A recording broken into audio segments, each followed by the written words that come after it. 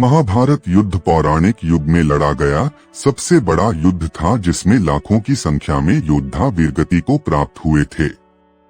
इस युद्ध की विभीषिका ने संपूर्ण भारतवर्ष को लगभग योद्धा विहीन कर दिया। कुरुक्षेत्र में भाग लेने वाले सभी योद्धा पुरुष थे, लेकिन दर्शकों, क्या आप जानते हैं कि युद्ध के बाद वीरगति को प्राप्त हुए सैनिकों की पत्नियों का क्या हुआ? आइए मिलकर जानते हैं। क्या हुआ था महाभारत युद्ध के विधवाओं का? मित्रों, वीडियो पर अंत तक बने रहे और कहानी को गौर से सुनिएगा और चैनल को सब्सक्राइब कर लीजिएगा। तो चलिए कहानी को शुरू करते हैं। युधिष्ठिर का राज्याभिषेक। इस कथा का वर्णन महाभारत ग्रंथ के आश्रमवासी पर्व के 33वें अध्याय में पढ़ने को मिलता है। कथा के अनुसार महाभारत युद्ध के पश्चात पांडु पुत्र युधिष्ठिर का हस्तिनापुर के नरेश के रूप में राज्याभिषेक हुए। उसके पश्चात पांचों पांडव राजकाज के साथ साथ अपने ज्येष्ठ पिता धृतराष्ट्र, बड़ी मां गांधारी और माता कुंती की दिन रात सेवा किया करते थे। पांडवों की सेवा से धृतराष्ट्र और गांधारी धीरे धीरे अपने पुत्रों के शोक से बाहर आ गए। इसी तरह 15 वर्ष का समय बीत गया। तब एक दिन धृतराष्ट्र ने युधिष्ठिर से कहा, हे युधिष्ठिर, अब हम अपना बचा हुआ जीवन वन में बिताना चाहते हैं, इसलिए हमें जाने की आज्ञा दो। अपने ज्येष्ठ पिता की बातों को सुनकर युधिष्ठिर दुखी हो गए। परंतु विदुर के समझने पर उन्होंने धृतराष्ट्र सहित गांधारी, माता कुंती और विदुर को वन जाने की आज्ञा दे दी। उसके अगले दिन धृतराष्ट्र, गांधारी, कुंती, विदुर और संजय सन्यासी का रूप धारण कर वन को प्रस्थान कर गए। पांडवों का अपनी माता से मिलना। उसके पश्चात पांचों पांडव अब हर समय अपने प्रजा की सेवा में लगे रहते। पांडवों की सेवा से हस्तिनापुर की प्रजा तो खुशहाल थी, लेकिन अपने युद्ध में विधवा हुई स्त्रियों के शोक में अक्सर रोया करती थी, पर इसका आभास अपने राजा को ना होने देती। कुछ समय पश्चात एक दिन पांडवों में सबसे छोटे सहदेव को माता कुंती से मिलने की इच्छा हुई। सहदेव ने अपनी इच्छा शेष चारों पांडवों से जाकर कहा। सहदेव की बातें सुनकर शेष तीनों पांडव भीम, अर्जुन, नकुल और उनकी पत्नियों के मन में भी माता कुंती से मिलने की इच्छा जागृत हो उठी। यह देख हस्तिनापुर नरेश युधिष्ठिर ने वन जाने के लिए आवश्यक तैयारियां करने का आदेश दे दिया। धृतराष्ट्र, पांडु और विदुर के जन्म की कथा। अगले दिन पांचों पांडव द्रौपदी के साथ वन की ओर चल पड़े। यह देख हस्तिनापुर के निवासी भी उनके साथ देख पड़े। उन लोगों में वो विधवा स्त्रियां भी थी जिनके पति महाभारत के युद्ध में वीरगति को प्राप्त हुए थे। वन पहुंचकर पांचों पांडव उस आश्रम में गए जहां सभी निवास कर रहे थे। बाकी के हस्तिनापुर निवासी उसी आश्रम के आसपास निवास करने लगे। महर्षि वेद व्यास का वन में आना। कुछ दिन पश्चात एक दिन महर्षि वेद व्यास उस आश्रम में पांडवों से मिलने आए, परंतु वहां महर्षि वेद व्यास देखा कि पांडव सहित हस्तिनापुर के सभी निवासी भी युद्ध में मारे गए अपने परिजनों के शोक में डूबे हुए हैं। यह देख महर्षि वेद व्यास ने सभी से कहा कि आप लोग युद्ध में वीरगति को प्राप्त हुए अपने परिजनों मत करिए। वे सभी स्वर्ग या फिर दूसरे लोकों में सुखी पूर्वक निवास कर रहे हैं। वे सभी अपने अपने लोकों में अति प्रसन्न हैं। परंतु महर्षि वेद व्यास के इन कथनों से भी उन लोगों का शोक दूर नहीं हुआ। तब महर्षि वेद व्यास ने सभी से कहा कि अगर आप लोगों को मेरे द्वारा कही गई बातों पर विश्वास नहीं हो रहा है, तो आज रात मैं आप सभी को अपने परिजनों से मिलवाऊंगा। यह सुन पांडवों सहित सभी के चेहरों पर हल्की मुस्कान उभर आई। व्यास का विधवाओं को समझाना। जिस आश्रम के आसपास सभी निवास कर रहे थे, वह गंगा नदी के तट पर स्थित था।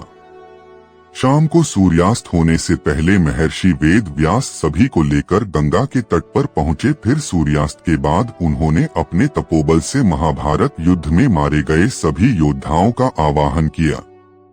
महर्षि के आवाहन से सभी योद्धा एक एक कर गंगा जल से बाहर निकलने लगे।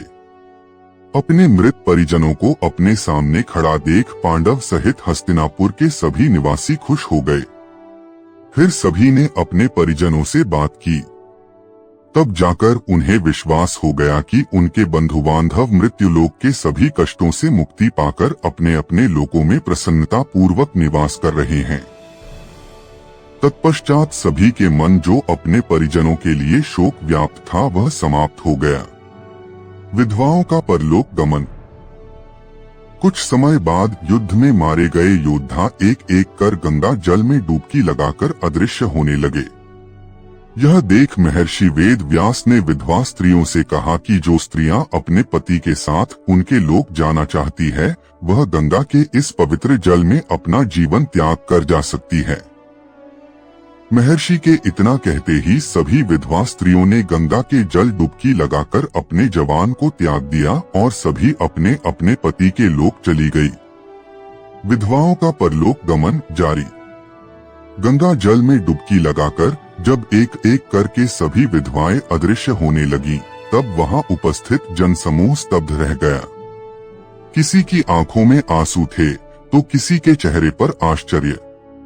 किसी ने सोचा नहीं था कि एक दिन ऐसा भी आएगा जब वे स्वयं अपनी आंखों से देखेंगे कि स्त्रियां अपने पतियों के प्रति ऐसा अपरिमित प्रेम और समर्पण दिखाएंगी कि वे भी मृत्यु को गले लगा लेंगी। पांडव इस दृश्य को देखकर भीतर से हिल गए। भीम ने द्रौपदी की ओर देखा, उसके चेहरे पर गहन शांति और श्रद्धा का भाव था। द्रौपदी ने गंगा की ओर देखा और धीरे से बोली, हे गंगे, तू ही साक्षी है उस युद्ध की, उस वेदना की, उस तप की। तू ही आज इन वीर पत्नियों को उनके पतियों तक पहुंचा रही है। तू सच में पुण्यमयी है। युधिष्ठिर की दुविधा।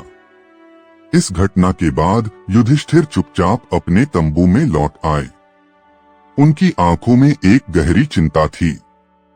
उन्होंने अपने भाइयों से कहा, हमने धर्म की रक्षा के लिए युद्ध किया, पर क्या यह धर्म था? क्या यह उचित था कि हम एक ऐसा युद्ध लड़े जिसमें हजारों स्त्रियां विधवा हो गईं और उन्हें अंत में अपनी जान तक त्यागनी पड़ी? तब अर्जुन ने कहा, भ्राता, यह तो उस समय की गति थी, काल की चाल थी। जब अधर्म सिर उठाए तब धर्म को उठना ही पड़ता है। परंतु हम जो आज देख रहे हैं वह हमें यह याद दिला रहा है कि युद्ध का परिणाम केवल विजय नहीं होता, उसमें अनेकों की पीड़ा जुड़ी होती है। सहदेव ने धीरे से कहा, शायद यही कारण है कि हमारी माता कुंती हमें वन में बुलाने की प्रेरणा बनी, ताकि हम इस शोक को समझें, आत्मा को शुद्ध करें। माता कुंती की सीख। उस रात माता कुंती ने अपने पुत्रों को बुलाया और उन्हें पास बैठाकर कहा, पुत्रों, यह समय आत्ममंथन का है। जो कुछ भी हुआ वह समय और कर्मों का फल था। तुमने धर्म के मार्ग पर चलकर अधर्म का नाश किया, परंतु अब समय है कि तुम जनवरी से जनवरी के सुख की चिंता करो। जो विधवाएं अपने पतियों के साथ नहीं गईं, उनका जीवन अब तुम्हारे कंधों पर है। नकुल ने पूछा, माता, जो विधवाएं यहाँ रह गईं, हम उनके लिए क्या कर सकते हैं? कुंती ने कहा, उन्हें संबल दो, उन्हें सम्मान दो और ऐसा समाज बनाओ जहां स्त्री का अस्तित्व केवल उसके पति से न जुड़ा हो बल्कि वह स्वयं भी अपने जीवन का निर्णय ले सके। वेदव्यास की भविष्यवाणी। अगले दिन महर्षि वेदव्यास ने एक और सभा बुलाई। उन्होंने कहा, हे पांडवों, हे हस्तिनापुर वासियों, आज तुमने जो देखा वह अद्भुत था, पर याद रखो यह सृष्टि का नियम है कि हर अंत एक नए आरंभ की भूमिका होता है। तुम सभी को अब उस युग की नींव रखनी है जिसमें धर्म, न्याय और करुणा का समावेश हो। उन्होंने आगे कहा, पांडवों, तुम्हारे राज्य में अब स्त्रियों को एक नई पहचान मिलेगी। वे अब केवल किसी की पत्नी या मां बनकर नहीं जिएंगी, बल्कि समाज की नीति, संस्कृति और शक्ति की भागीदार बनेंगी। युधिष्ठिर ने प्रण किया कि वह अपने राज्य में विधवा स्त्रियों के लिए आश्रय, शिक्षा और आत्मनिर्भरता का मार्ग प्रशस्त करेंगे। उन्होंने तुरंत हस्तिनापुर लौटकर यह कार्य आरंभ करने की घोषणा की। नई व्यवस्था की शुरुआत। हस्तिनापुर लौटने के बाद पांडवों ने युद्ध की स्मृति को केवल शोक तक सीमित न रहने दिया।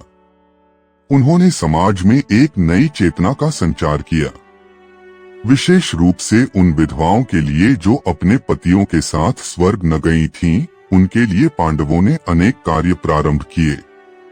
विधवा आश्रम की स्थापना की गई, जहां उन्हें सुरक्षित और सम्मानपूर्वक जीवन जीने का अधिकार मिला। शिक्षा और कौशल विकास केंद्र खोले गए ताकि वे आत्मनिर्भर बन सकें। राज्य में पुनर्विवाह की अनुमति दी गई, जो उस समय एक क्रांतिकारी कदम था। स्त्री सलाहकार परिषद का गठन किया गया, जिसमें विधवाओं और अन्य स्त्रियों को भी निर्णय प्रक्रिया में भागीदारी दी गई। गांधारी और कुंती का अंतिम संदेश। कुंती और गांधारी वन में रहते हुए योग और ध्यान में लीन हो गई थीं। वर्षों के अभ्यास के बाद उन्होंने ब्रह्मलोक की यात्रा के लिए देह त्याग कर दिया। उनके त्याग से पांडवों को यह शिक्षा मिली कि जीवन का अंतिम लक्ष्य केवल सत्ता या युद्ध नहीं, आत्मज्ञान और मोक्ष भी है। गांधारी, जिनकी आंखें जीवन भर पट्टी में रही, उन्होंने अपने जीवन के अंतिम दिनों में कहा था, जो देख नहीं सकता वह भी समझ सकता है। मेरे पुत्रों की मृत्यु के पीछे उनके कर्म थे, परंतु मैंने अपने अंधकार से वह सबक लिया कि क्रोध, मोह और संतान मोह में फंसकर हम अज्ञान में जीते हैं। तुम्हें अब अज्ञान का नाश करना है। भविष्य के लिए बीज। इन घटनाओं ने हस्तिनापुर की सामाजिक संरचना को बदल डाला। स्त्रियां अब केवल घर की शोभा नहीं थीं, वे समाज की स्तंभ बनने लगी। जिन्होंने अपने पतियों को खोया था, उन्होंने अब जीवन को एक नए रूप में जीना शुरू किया। द्रौपदी स्वयं शिक्षा और नीति की मार्गदर्शिका बनी। उन्होंने शोक को शक्ति में बदल दिया। उनके नेतृत्व में अनेक स्त्रियों ने अपना व्यवसाय, शिक्षा और संस्कृति का मार्ग चुना। निष्कर्ष, महाभारत का युद्ध केवल अस्त्र शस्त्र का संघर्ष नहीं था, यह एक संस्कृति का परिवर्तन था। युद्ध ने न केवल राजाओं को बदला, बल्कि समाज की जड़ों को भी झकझोरा। विधवाओं की पीड़ा ने पांडवों को सोचने पर विवश किया, और फिर उन्होंने वही किया जो एक सच्चे राजा का धर्म होता है, शोषितों के लिए नई राह बनाना। वह गंगा की रात जब विधवाएं अपने पतियों के साथ लोक में गईं, वह रात केवल विरह की नहीं थी, वह एक युगांत की रात थी। उस रात एक युग समाप्त हुआ और दूसरे युग की नींव रखी गई, जहां मृत्यु के बाद भी प्रेम जीवित रहा और जीवन के बाद भी धर्म चला।